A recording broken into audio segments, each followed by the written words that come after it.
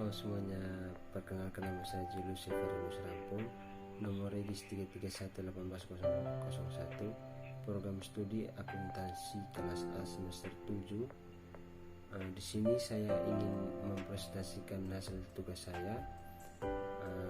Tanpa lama-lama langsung saja kita masuk ke dalam video. Selanjutnya di sini saya ingin menjelaskan pengenalan intern. Yang pertama, hakikat pengenalan intern. Pertama, pertimbangan auditor atas pengenalan intern. Yang kedua, siklus akuntansi. Yang ketiga, hal lain-lain terkait pengenalan intern. Berikutnya definisi pengenalan intern. Proses yang dipengaruhi oleh direksi, manajemen, dan pegawai lain yang dirancang untuk memberikan keyakinan memadai mengenai pencapaian tujuan dalam kategori berikut. Yang pertama, keandalan laporan keuangan. Yang kedua, efektivitasnya finansi operasi. Yang ketiga, ketaatan terhadap hukum dan peraturan. Berikutnya, pertimbangan auditor dalam penjagaan aktiva dari perolehan, penggunaan atau penjualan atau penghentian pemakaian aktiva yang tidak diotorisasi, umumnya dibatasi hanya yang relevan dengan keandalan pelaporan keuangan. Berikutnya, pertimbangan utama auditor. Pengendalian khusus berdampak asasi laporan keuangan, bukan pada penggolongannya ke dalam komponen tertentu. Selanjutnya ada komponen pengendalian intern. Itu ada 5. Yang pertama, lingkungan pengendalian. Yang kedua, penafsiran risiko. Yang ketiga, aktivitas pengendalian. Yang keempat, informasi dan komunikasi. Yang kelima, pemantauan. Yang pertama, lingkungan pengendalian. Menerapkan corak suatu organisasi mempengaruhi kesadaran pengendalian orang-orangnya. Lingkungan pengendalian merupakan dasar untuk semua komponen pengendalian intern, menyediakan disiplin dan struktur. Yang kedua, penaksiran risiko. Identifikasi entitas dan analisis terhadap risiko yang relevan untuk mencapai tujuannya, membentuk zona rantu dasar untuk menentukan bagaimana risiko harus dikelola. Yang ketiga, aktivitas pengendalian. Kebijakan dan prosedur yang membantu menjamin bahwa arahan manajemen dilaksanakan. Yang keempat, informasi dan komunikasi. Pengidentifikasian, penangkapan, dan pertukaran informasi dalam suatu bentuk dan waktu yang memungkinkan orang melaksanakan tanggung jawab mereka. Yang kelima, pemantauan. Proses yang menentukan kualitas kinerja pengendalian intern sepanjang waktu. Selanjutnya, keterbatasan pengendalian intern. Yang pertama, pertimbangan manusia dalam pengambilan keputusan bisa salah. Yang kedua, pengendalian intern dapat rusak dan kegagalan yang bersifat manusiawi seperti kekeliruan atau kesalahan yang sifatnya sederhana. Yang ketiga, pengendalian dapat tidak efektif karena adanya kolusi di antara dua orang atau lebih. Yang keempat, manajemen mengesampingkan pengendalian intern. Yang kelima, pengendalian intern entitas tidak boleh melebihi manfaat yang diharapkan daripada tersebut. Yang keenam, adat istiadat dan kultur dapat mencegah terjadinya kecurangan yang dilakukan oleh manajemen namun tidak merupakan pencegahan yang bersifat mutlak. Pertimbangan auditor atas pengendalian intern. Pertimbangan dalam plan. Pertimbangan menyeluruh, auditor harus mendapatkan pemahaman masing-masing dari 5 komponen pengendalian intern yang cukup untuk merencanakan audit dengan melaksanakan prosedur unit, memahami desain pengendalian yang relevan dengan suatu audit, laporan keuangan, dan apakah pengendalian tersebut telah dioperasikan. Auditor juga mempertimbangkan penaksiran risiko bawaan, pertimbangan tentang materialitas dan kompleksitas dan kecanggihan operasi entitas dan sistem, termasuk apakah metode pengendalian pengolahan informasi didasarkan pada prosedur manual yang terlepas dari komputer atau sangat tergantung pada pengendalian berbasis komputer dalam merancang pengujian substantif. Yang pertama, faktor lingkungan pengendalian, integritas dan nilai etika, komitmen terhadap kompetisi, partisipasi dewan komisaris atau komite audit, filosofi dan gaya operasi manajemen, struktur organisasi, pemberian wewenang dan tanggung jawab, kebijakan dan praktik sumber daya manusia.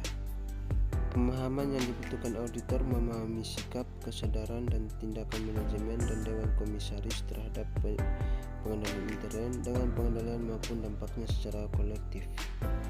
Yang kedua, penaksiran risiko. Penaksiran risiko entitas untuk tujuan pelaporan keuangan merupakan identifikasi, analisis, dan manajemen terhadap risiko yang relevan dengan penyusunan laporan keuangan, yang wajar sesuai SAK Indonesia. Risiko relevan terhadap pelaporan keuangan meliputi perubahan dalam lingkungan operasi, personal baru, sistem informasi yang baru diperbaiki, teknologi baru, lini produk atau aktivitas, operasi LN, standar akuntansi baru.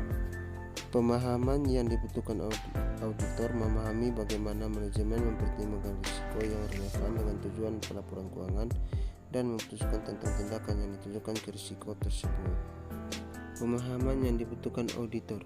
Yang pertama, pada waktu auditor memperoleh pemahaman tentang komponen lain, ia juga memperoleh pemahaman atas aktivitas pengendalian, misalnya dalam memperoleh pemahaman tentang dokumen, catatan, dan terhadap pengolahan sistem pelaporan keuangan yang berkaitan dengan kas. Auditor juga mungkin menyadari bahwa rekening bank telah direkonsiliasi. Yang kedua, auditor harus mempertimbangkan apakah diperlukan perhatian tambahan untuk memperoleh pemahaman atas aktivitas pengendalian dalam audit plan. Yang ketiga, biasanya audit plan tidak mensyaratkan pemahaman atas aktivitas pengendalian yang berkaitan dengan setiap saldo akun, jual transaksi, dan komponen pengungkapan dalam laporan keuangan, atau setiap asersi yang relevan dengan saldo akun, transaksi, dan pengungkapan tersebut. Pertimbangan dalam plan yang ketiga itu ada aktivitas pengendalian. Aktivitas pengendalian yang mungkin relevan dengan audit dapat digolongkan sebagai kebijakan dan prosedur yang berkaitan dengan review terhadap kinerja finansial, pengolahan informasi, pengendalian fisik atau aset, pemisahan tugas atau otorisasi pencatatan penjagaan aset. Yang keempat, informasi dan komunikasi. Sistem informasi yang relevan dengan tujuan pelaporan keuangan yang meliputi sistem akuntansi terdiri dari metode dan catatan yang dibangun untuk mencatat, mengolah, meringkas, dan melaporkan transaksi, dan untuk memelihara akuntabilitas aktiva, hutang, dan ekuitas.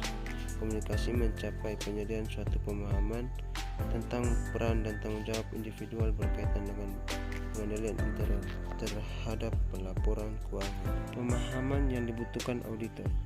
Auditor harus memperoleh pengetahuan memadai untuk memahami. Yang pertama, goal transaksi dalam entitas yang signifikan dengan laporan keuangan.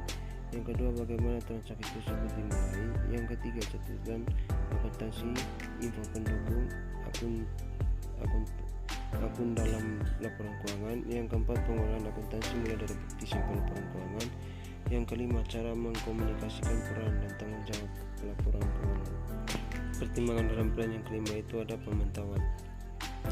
Proses penentuan kualitas kinerja pengendalian intern sepanjang waktu dan mencangkup penentuan desain dan operasi pengendalian tepat waktu dan pengambilan tindakan koreksi.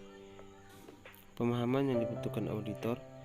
Auditor harus memperoleh pengetahuan memadai tentang tipe utama aktivitas entitas yang digunakan untuk memantau pengendalian intern terhadap laporan keuangan, termasuk bagaimana aktivitas digunakan untuk melaksanakan tindakan koreksi.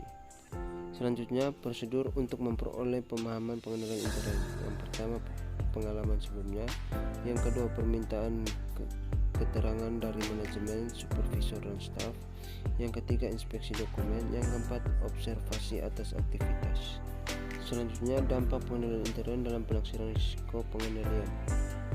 Yang pertama, menyeluruh risiko pengendalian adalah risiko salah satu material tidak dapat dicegah atau dideteksi oleh pengendalian intern. Yang kedua, penaksiran risiko pengendalian di bawah ini ada dua. Yang pertama, tingkat maksimum mencakup pengidentifikasian pengendalian khusus yang relevan dengan asersi khusus yang kemungkinan mencegah salah satu material dalam asersi tersebut. Yang kedua, pelaksanaan pengujian pengendalian untuk mengevaluasi efektivitas pengendalian intern tersebut. Dampak pengendalian intern dalam penaksiran risiko pengendalian. Yang ketiga itu ada risiko pengendalian harus deteksi dalam bentuk asersi laporan keuangan. Yang pertama, penyajian disclosure. Yang kedua, eksistensi. Yang ketiga, hak dan kewajiban. Yang keempat, kelengkapan. Yang kelima, penilaian. Yang keenam, pengendalian dapat mempunyai dampak pervasif. Yang ketujuh, pengendalian punya pengaruh terhadap suatu asersi dalam akun dan kelompok transaksi. Dampak pengendalian intern dalam penaksiran risiko pengendalian. Yang keempat itu ada pengujian pengendalian. Prosedur yang diarahkan baik efektivitas desain maupun operasi pengendalian dengan pendekatan keterangannya itu pegawai, inspeksi dokumen, observasi lapang, pengulangan penerapan pengendalian oleh auditor. Yang kelima itu ada kesimpulan yang dicapai dari hasil penaksiran risiko pengendalian disebut tingkat risiko pengendalian taksiran yang didasarkan pada efektivitas desain dan operasi. Semakin rendah risiko, semakin tinggi keyakinan oleh bukti audit. Tingkat risiko pengendalian taksiran dan risiko bawahan akan menentukan tingkat risiko deteksi yang dapat diterima. Selanjutnya, hal-hal lain terkait pengendalian intern. A. Hubungan pemahaman dengan penaksiran pengendalian intern. Yang pertama, auditor seringkali merencanakan pelaksanaan BPRB pengujian pengendalian bersama dengan pemerolehan pemahaman atas pengendalian intern. Yang kedua, pengujian audit yang dimaksud untuk memperoleh pemahaman pengendalian intern dapat memberikan bukti mengenai efektivitas baik desain maupun operasi pengendalian yang relevan. Yang ketiga, pengujian pengendalian tambahan dapat dilakukan untuk membenarkan pengurangan lebih lanjut tingkat risiko pengendalian taksiran. B. Bukti yang mendukung tingkat risiko pengendalian taksiran. Yang pertama, tidak ada satu pengujian pengendalian spesifik yang paling layak dan auditor harus memilih cara pengujian dari berbagai teknik yang ada seperti permintaan keterangan, pengamatan, inspeksi, dan pelaksanaan ulang. Kedua, kalau tidak tersedia dokumen untuk mendukung pengujian, pengamatan, permintaan keterangan, teknik audit dengan bantuan komputer dapat digunakan. C. Risiko pengendalian dan risiko deteksi. Yang pertama, tujuan akhir membantu auditor dalam mengevaluasi risiko adanya salah satu material dalam laporan keuangan. Kedua, hubungan terbalik antara tingkat risiko pengendalian dan deteksi. Ketiga, biasanya penaksiran tingkat risiko pengendalian tidak boleh terlampau rendah sampai menghilangkan perlunya auditor melakukan pengujian substantif untuk membatasi risiko deteksi atas semua transaksi. Yang keempat, dalam beberapa keadaan, hasil pengujian terinci atas transaksi dapat juga berlaku sebagai pengujian pengendalian. D. Tanggung jawab auditor terkait pengendalian intern dalam suatu audit. Yang pertama, auditor tidak berkewajiban mencari kondisi yang dapat dilaporkan di luar yang menjadi perhatian selama auditnya. Kekurangan material dalam desain dan operasi pengendalian intern yang berakibat buruk terhadap kemampuan organisasi dalam mencatat, mengolah, meringkas, dan melaporkan data keuangan. Yang kedua, komunikasi ditujukan kepada komite audit atau orang dengan kewenangannya dan tanggung jawabnya. Yang ketiga, auditor mungkin sepakat dengan klien untuk mengungkap kondisi di luar dari isi tambahan.